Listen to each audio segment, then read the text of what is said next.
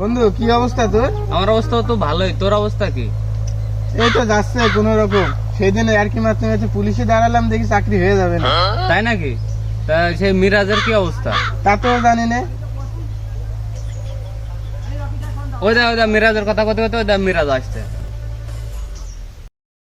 কিরে বন্ধু, কি অবস্থা তোদের? আমাদের অবস্থা তো ভালোই, তোর কি অবস্থা?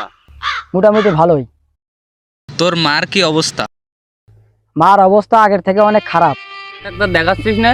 দেখাচ্ছি তো, তা কোনো কাজ হচ্ছে না। তাহলে বন্ধু থাক, আমি চলে গেলাম।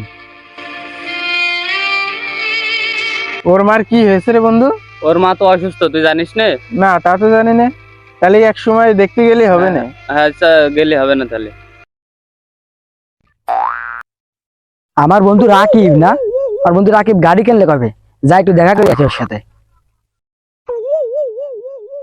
বন্ধু কি অবস্থা? এই তো বন্ধু ভালো, তোমার কি অবস্থা? এই তো আছি। বন্ধু বাইক কিনেছে বন্ধু? এই যে গাড়ি কিনলাম, দেখ তো কেমন হয়েছে। হ্যালো। হ্যালো মিরাজ, তোর মা তো খুব অসুস্থ, কি? মা খুব অসুস্থ? তুই তাড়াতাড়ি চলে আয়। আচ্ছা আমি এখনই আসছি। বন্ধু আমার বাইকটা ইমার্জেন্সি কাজে দিতে হবে বন্ধু, আমার মা খুব অসুস্থ, ইমার্জেন্সি কাজে হাসপাতালে নিতে হবে বন্ধু, তুমি বাইকটা দাও বন্ধু। না বন্ধু, আমি তো কারোর বাইক দিই না, বাইক নিয়ে কোনো পিরিত নেই বন্ধু, বাইক দিতে পারবো না। বন্ধু আমার মা মানে তোমার মা, তোমার মা মানে আমার মা বন্ধু, আমি আজকে বিপদে পড়েছি, তুমি বাইকটা দাও বন্ধু। না বন্ধু, তোমার টাকা লাগে, তুমি 10,000 টাকা নাও, আমি বাইক দিতে পারবো না। বন্ধু। বাইক নিয়ে আমি কারোর সাথে পিরিত করি না। সর ফকিনি সর।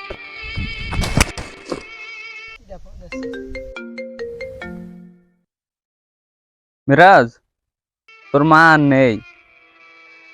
কি বন্ধু, মা আর নেই?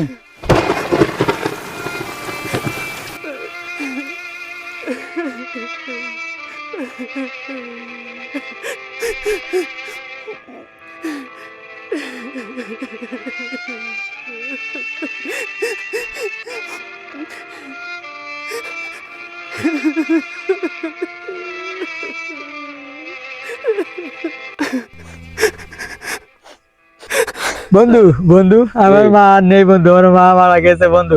তুই যদি ওই টাইমে আমার বাইকটা দিতিস বন্ধু, তাহলে আমার মার আমি বাঁচাতে পারতাম বন্ধু। তুই সৎ দিনে ভাই সর, একবার বলেছে না বাইক দেবে না, গার্লফ্রেন্ডের সাথে দেখা করতে আর এখানে নাটক করতে। আজকে একটা বাইকই জানি আমার মাটা মারা গেল।